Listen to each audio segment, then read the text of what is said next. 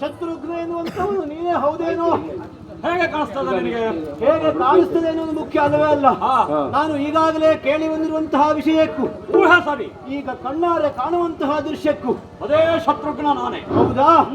ಹಾಗಿದ್ದರೆ ಮಾತುಂಟೇ ಉಂಟು ನಿನ್ನಲ್ಲಿ. ಏನು? ಓ ಶತ್ರುಘ್ನನೇ, ಈಗಾಗಲೇ ನಿಮ್ಮವರು ಬಿಟ್ಟಿರುವಂತಹ ಕುದುರೆಯ ಹಣೆಯ ಮೇಲಿರುವಂತಹ ಲೇಖನವನ್ನು ಕಂಡು ಸರಿ, ನನ್ನ ತಮ್ಮ ಕಟ್ಟಿದವನಿದ್ದಾನೆ. ಈಗ ಪರಿಣಾಮ ನೋಡಿದ್ಯಲ್ಲ, ಅವ ನನ್ನ ತಮ್ಮ, ನಾನು ಅವನ ಅಣ್ಣನಿದ್ದೇನೆ ಕುಶಕುಮಾರ ಎನ್ನುವ ಹಾಗೆ. ರಾಘವ ನೃಪ ಸತ್ರದ ತುರಗಕ್ಕಾಗಿ ಬೆಂಗಾವಲಿಗಾಗಿ ಬಂದವನು ನೀನು. ಒಳ್ಳೆಯ ಮಾತನ್ನು ಹೇಳ್ತಾ ಇದ್ದೇನೆ. ತಮ್ಮನನ್ನು ಬಿಟ್ಟು ಮಾಡಿದ್ದು ಅಪರಾಧವಾಯಿತು ಎನ್ನುವ ಹಾಗೆ ಕ್ಷಮೆ ಕೇಳ್ತೀಯ ಅಂತ. ತಮ್ಮನ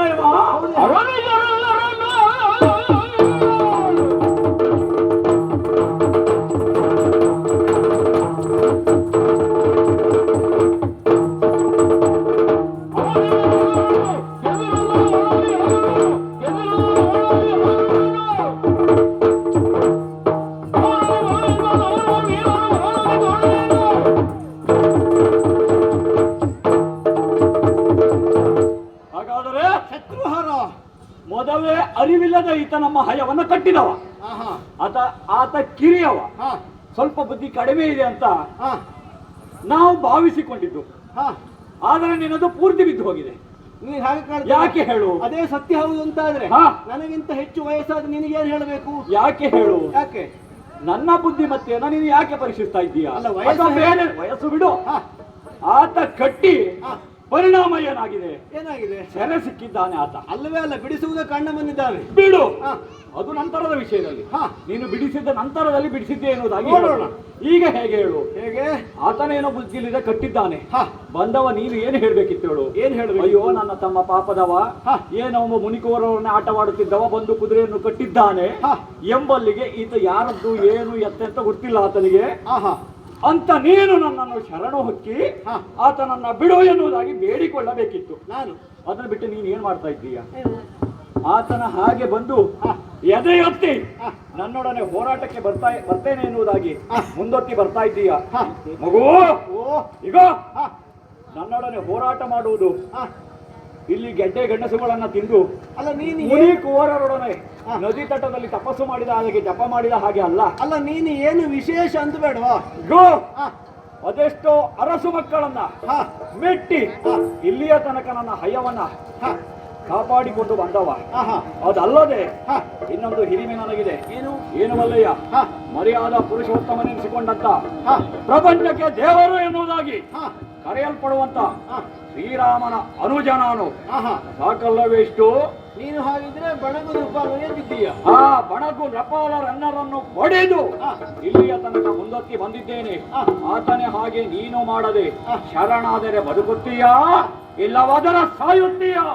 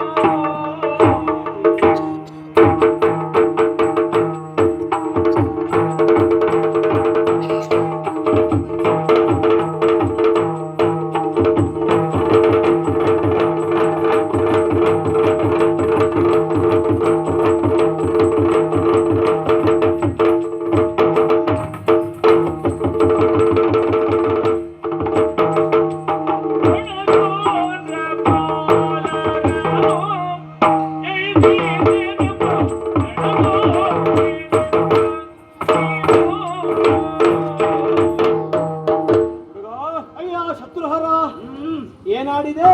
ಬಡಗು ನೃಪಾಲರನ್ನ ಗೆದ್ದಿದ್ದೇನೆ. ನೀನೇ ಹೇಳಿದ್ದು ಒಳ್ಳೇದಾಯ್ತು. ಯಾಕೆ? ಯಾವ ನೃಪಾಲರನ್ನು ಹಾಗೆ ಪ್ರಶ್ನಿಸಿದ ಬಳಿಕ ಬೇಕಾದಂತಹ ಉತ್ತರ ಇದಾಗಿತ್ತು. ಅಸಂಖ್ಯ ರಾಜರನ್ನು ಗೆದ್ದಿದ್ದೇನೆ ಹಾಡಿದೆಯಲ್ಲ.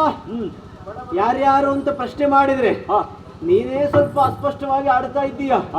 ಲವಣಾಸುರ ಅವನನ್ನು ಕೊಂದು ಲವಣಾರು ಎನ್ನುವಂತಹ ಬಿರುದಿಗೆ ಪಾತ್ರನಾದವ ತಾನು ಹಾಗೆನ್ನುವ ಹಾಗೆ ಹೇಳ್ತಾ ಇದ್ದೀಯ. ಒಂದು ಮಾತಾಡುವುದಾ? ರೂಢಿಯಲ್ಲಿ ಒಂದು ಘಟನೆ ಉಂಟು, ಒಂದು ಮಾತು ಉಂಟು. ಏನು? ಮರ ಮುರಿಯುವುದಕ್ಕೂ ಕಾಗೆ ಕೂರುವುದಕ್ಕೂ ಸರಿಯಾಯಿತು ಎನ್ನುವ ಹಾಗೆ. ಲವಣಾಸುರನ ಕಥೆಯನ್ನು ನಮ್ಗೆ ಗೊತ್ತಿಲ್ಲ ಅಂತ ಭಾವಿಸಬೇಡ. ಏನು? ಸಾಕಷ್ಟು ತಿಳಿದವರೇ ಇದ್ದೇವೆ.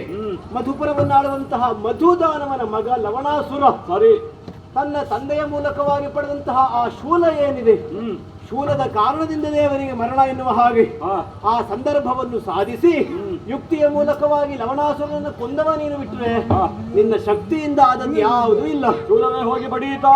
ಬಡಿದದ್ದೇ ಕಾರಣವಾದದ್ದು. ಹಾಗಾಗಿ ಹೇಳಿದ್ದು ಮರದ ಕೊಂಬೆ ಮುರಿಯುವುದಕ್ಕೂ ಆ ಕಾಗೆ ಕೂರುವುದಕ್ಕೂ ಸರಿಯಾಯಿತು ಅಂತ. ಹಾಗಾದರೆ ನೀನು ಹೇಳುವುದೇನು?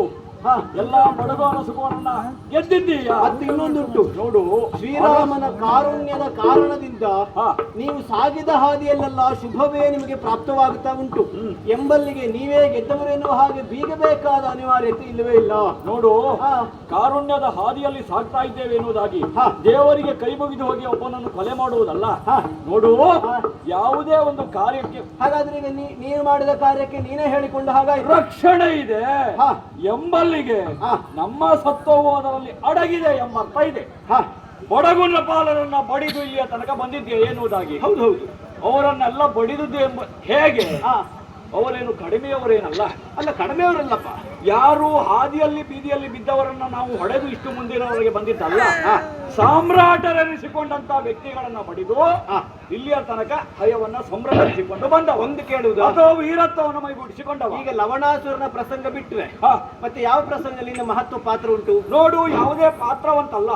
ಇಲ್ಲಿಯ ತನಕ ನೀನು ನೋಡಿದ್ದೀಯಲ್ಲ ಅಥವಾ ನೋಡಿಲ್ಲ ಬಿಡು, ಕೇಳಿದ್ದೀಯ. ಈ ಹಯ್ಯ ಇಲ್ಲಿಯವರೆಗೆ ಬರಬೇಕಾದರೆ ಅದರ ರಕ್ಷಣೆಯನ್ನು ಮಾಡಿಕೊಂಡು ನಾನು ಬಂದವ ಅಲ್ವಾ?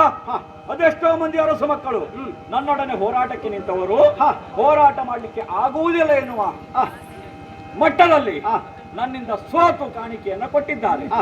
ಇಷ್ಟು ಸಾಕಲ್ವ? ಈಗ ಈ ಪ್ರಸಂಗದಲ್ಲಿ ನಾನು ಮುಕ್ತಾಯ ಸೂಚಕವಾದ ಮಾತಾಡುವುದಾ? ಏನ್ ಹೇಳ್ತೀಯ? ಒಳ್ಳೆಯ ಮಾತಿನಲ್ಲಿ ಈ ಕುಶನ ಪಾದಕ್ಕೆ ಮಣಿದೆ ಅಂತಾದ್ರೆ ನೀನು ಬಂದಂತಹ ಹಾದಿಗೆ ಸುಕ್ಷೇಮದಿಂದ ಹೋಗಿ ಸೇರುವುದಕ್ಕೆ ನಾವು ಅವಕಾಶ ಮಾಡಿಕೊಡ್ತೇವೆ. ಅದಲ್ಲ ಅಂತಾದ್ರೆ ಈ ಭೂಮಿಯ ಋಣ ನಿನ್ನ ಪಾಲಿಗೆ ತೀರಿತು. ನೋಡು, ಮಗು ಎನ್ನುವುದಾಗಿ ನಿನ್ನನ್ನು ಇಷ್ಟರ ತನಕ ನಾನು ಮಾತಾಡಿಸಿ ಬಿಟ್ಟಿದ್ದು ಯಾಕೆ ಹೇಳು? ಮಕ್ಕಳು ನೀವು ಮಾಡಿದ್ದೇನು? ಮಕ್ಕಳ ಆಟ. ಮಕ್ಕಳು ಏನಾದ್ರು ಆಟವಾಡ್ಬೇಕಿದ್ರೆ ನಾವು ಏನ್ ಮಾಡ್ಬೇಕು ಹೇಳು? ಅವರನ್ನ ಮನ್ನಿಸಿ ಅವ್ರಿಗೆ ಕೇಳಿದ್ದನ್ನ ನಾವು ಕೊಡ್ಬೇಕಾಗ್ತದೆ ಎಂಬಲ್ಲಿಗೆ ಆ ಮಗು ಕತ್ತಿಯನ್ನು ತೆಗೆದು ತಲೆಗೆ ಹೊಡೆಯುವ ಸಂದರ್ಭದಲ್ಲಿ ಸುಮ್ಮನೆ ಕುಳಿತುಕೊಳ್ಳಿಕ್ಕೆ ಆಗುವುದಿಲ್ಲ. ನಾನೇ ಕೇಳ್ತೇನೆ, ಬುದ್ಧಿ ಕಲಿಸಬೇಕಾಗ್ತದೆ. ಮಗುವಿಗೆ ಬಾಲತನ ಇದ್ರೂ ಕೂಡ ಮಗು ಹಿಡಿದಂತಹ ಸರಳಿಗೋ ಕತ್ತಿಗೋ ಬಾಲತನ ಉಂಟಾ? ಅದಕ್ಕೆ ಬಾಲತನ ಕೊಡ್ತೀಯಾ? ಅದನ್ನ ಕಸಿದು ನಾವು ಆತನನ್ನ ಹಿಡಿಯಬೇಕಾಗ್ತದೆ. ತೋರಿಸ್ತೇನೆ, ಬಾಯಿನ ತೋರಿಸ್ತೇನೆ.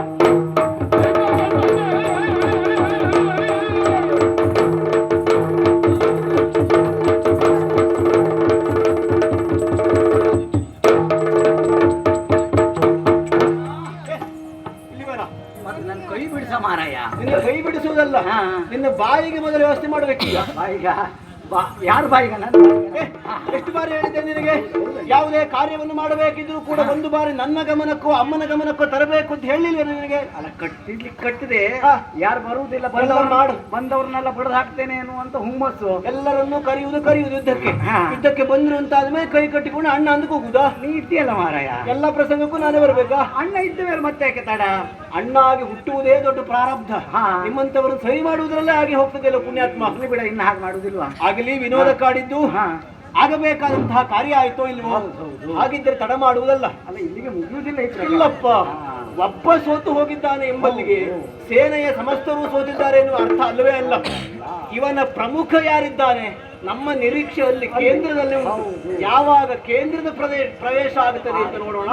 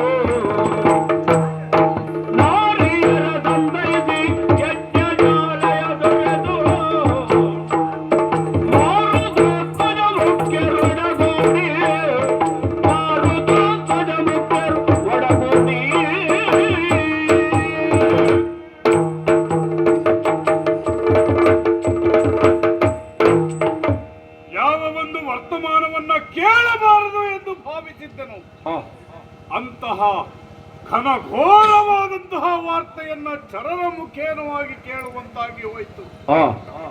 ಅಲ್ಲದೆ ಹೋದರೆ ಅಶ್ವಮೇಧ ಯಾಗದ ಯಜ್ಞ ದೀಕ್ಷಾಬದ್ಧನಾಗಿ ಯಾಗಶಾಲೆಯಲ್ಲಿ ಕುಳಿತಿದ್ದವನು ನಾನು. ಅಂತಹ ಹೊತ್ತಿನಲ್ಲಿ ಚರರು ಬಂದು ಅರುಹುತ್ತಿದ್ದಾರೆ. ನಮ್ಮ ಸಮಸ್ತ ರಾಮ ಸೇನೆ ಎನ್ನುವಂಥದ್ದು 2 ಮಕ್ಕಳಿಂದಾಗಿ ಕಾಡು ಪ್ರದೇಶದಲ್ಲಿ ಧೂಳೀಪಟವಾಗಿ ಬಿದ್ದಿದೆ ಎಂಬುದಾಗಿ. ಕರ್ಣ ಕಠೋರವಾದಂತಹ ಈ ನುಡಿಗಳನ್ನ ಕೇಳಿದಂತಹ ಆಸ್ಥಾನದಲ್ಲಿರ್ತಕ್ಕಂತಹ ಸಮಸ್ತ ಮಂದಿಗಳು ಕೂಡ, ಸ್ತ್ರೀಯರು ಮಕ್ಕಳು ಎಲ್ಲರೂ ಕೂಡ ಹೆದರಿ ಚೆಲ್ಲಾಪಿಲ್ಲಿಯಾಗಿ ದಿಕ್ಕಾಪಾಲಾಗಿ ಓಡಿ ಹೋಗಿದ್ದಾರೆ, ಕವಿಸಿ ಹೋಗಿದ್ದಾರೆ. ಅವರಿಗೆಲ್ಲವರಿಗೂ ಕೂಡ ಸಂತೈಸಿ ಆಗಿದೆ. ಚಕ್ರವರ್ತಿಯಾಗಿ ಈ ಹೊತ್ತು ಯಾಗ ಶಾಲೆಯನ್ನ ಬಿಟ್ಟು ರಾಮಸೇನೆ ಇರುವಲ್ಲಿಗೆ ಹೋಗುವುದು ನನ್ನ ಆದ್ಯ ಕರ್ತವ್ಯ. ನಮ್ಮವರೇ ಆದಂತಹ ಹನುಮಾದಿ ವೀರರನ್ನ ಸೇರಿಕೊಂಡಿದ್ದೇನೆ, ಚಂದನವನ್ನ ಅಡಲಿದ್ದೇನೆ. ಅತ್ತ ಕಡೆಗಾಗಿ ನಡೆದು ಬಿಡ್ತೇನೆ.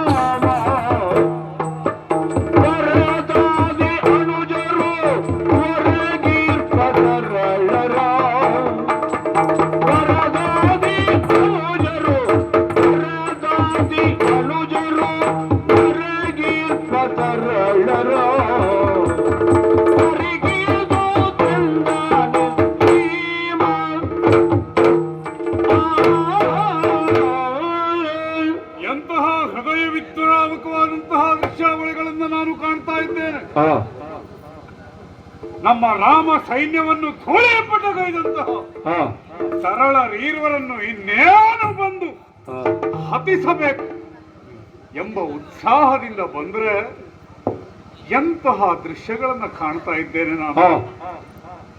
ನಮ್ಮ ತರನಿಜ ಸೇನೆ ಎನ್ನುವಂಥದ್ದು, ಸೂರ್ಯವಂಶದ ಸೇನೆ ಎನ್ನುವಂಥದ್ದು ಹತಪಥ ಪ್ರೇತಪ್ರಾಯವಾಗಿ ರಣಾಂಗಣದಲ್ಲಿ ಬಿದ್ದು ಹೋಗಿದೆ, ಉರುಳಿ ಹೋಗಿದೆ. ಎಂತೆಂತಹ ವೀರರು, ಎಂತೆಂತಹ ಧೀರರು ನಮ್ಮ ಸೈನ್ಯದಲ್ಲಿ ಇದ್ದವರು. ಅದು ಅತ್ತ ಕಡೆಗೆ ನೋಡ್ತಾ ಇದ್ರೆ ತಮ್ಮ ಭರತ ಭರತ ಹೇಗೆ ಈ ಅಣ್ಣನನ್ನ ಬಿಟ್ಟು ಧರೆ ಉರುಳಿದೆಯೋ ತಮ್ಮ.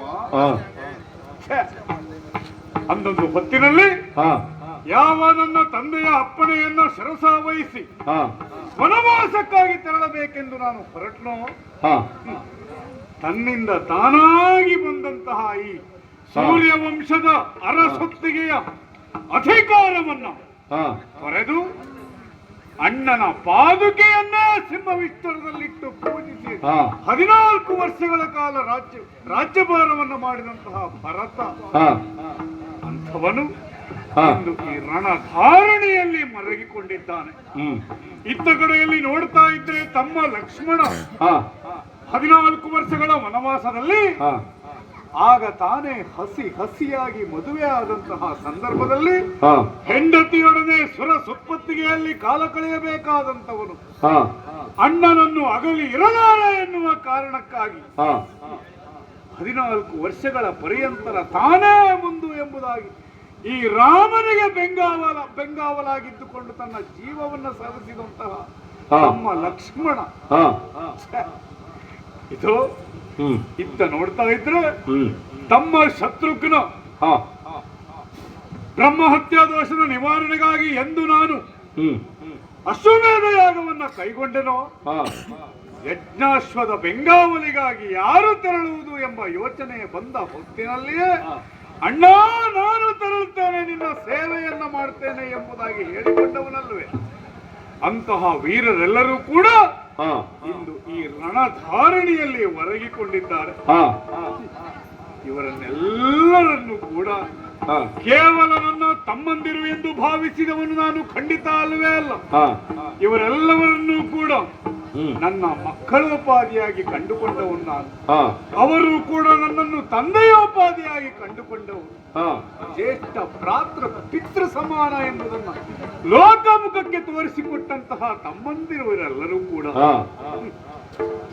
ಸೂರ್ಯ ವಂಶವನ್ನ ಬೆಳಗಿಸಬೇಕಾದವರು, ಬಾಳಿಸಬೇಕಾದವರು. ಯಾಕೆಂದರೆ ಒಬ್ಬ ರಾಜನಾಗಿ ನನ್ನ ನಂತರದಲ್ಲಿ ಮುಂದೆ ಅವನು ಎಂಬುದ ಯೋಚನೆ ಪ್ರತಿಯೊಬ್ಬರಿಗೂ ಇದ್ದೇ ಇರ್ತದೆ. ಆ ಯೋಚನೆ ನನ್ನ ಪಾಲಿಗೆ ಬಂತು ಎಂದರೆ ನಾನು ನಂಬಿಕೊಂಡಿದ್ದದ್ದು ನನ್ನ ತಮ್ಮಂದಿರನ್ನ ಹೊರತಾಗಿ ಬೇರೆ ಯಾರು ಅಲ್ಲ. ಯಾಕೆ